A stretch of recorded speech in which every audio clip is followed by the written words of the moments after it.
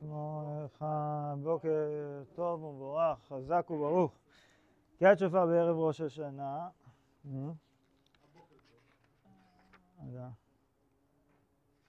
כן. אין תוקיפם בשופר בערב ראש השנה, לא בסליחות ולא בתפילה, לא ביום ולא בלילה, לא בציבור ולא ביחיד, כדי להבדיל בין התקיעות של החודש אלול, שאין תקיעות רשות, לבין תקיעות של ראש השנה, שהן תקיעות חובה.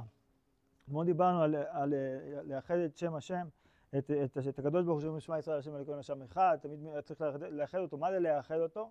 להבין שכל מה שקורה, זה תמיד להבין שהוא אחד, הוא אחראי על כל מה שקורה לי. אם עכשיו חבר חס ושלום גזל בן אדם, הוא גזל ממך, אישה צועקת עליך, אתה תקוע בפקק, הבוס שלך עושה לך בעיות בעבודה, תמיד לאחד את זה להשם, כי הקדוש ברוך הוא אין לו שותף אחר, זה השם אחד.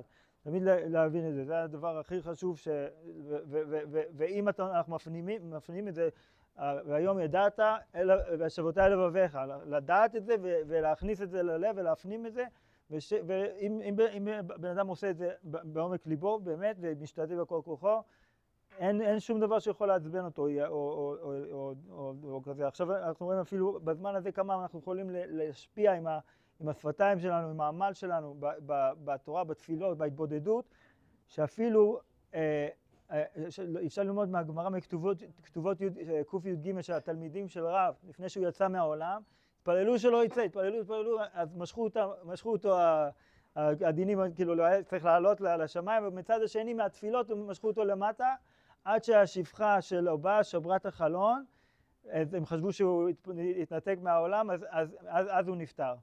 אבל כיוון שהם עשו את זה, הם כל כך רצו להידבק בו באותו רגע, אומרים שכל שבת הוא היה מגיע, מהשפע של הקודש של השבת, גם הוא היה מגיע ועושה להם קידוש על הכוס.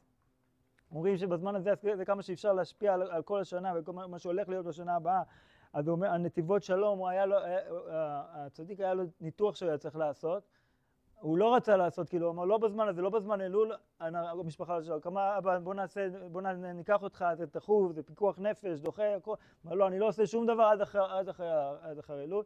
אחרי שעבר אלול, הוא בא, בדקו אותו, נעלם לו משהו, היה לו, הרופא אמר, הזמן גרם לזה להתפטר. אז הוא הוכיח את הרופא, באיזה זמן אתה מדבר עכשיו, אתה יודע, זה היה דינים, ופשוט ביטלנו את הדינים מהזמן הזה. החזון איש אמר אפילו לא אומר,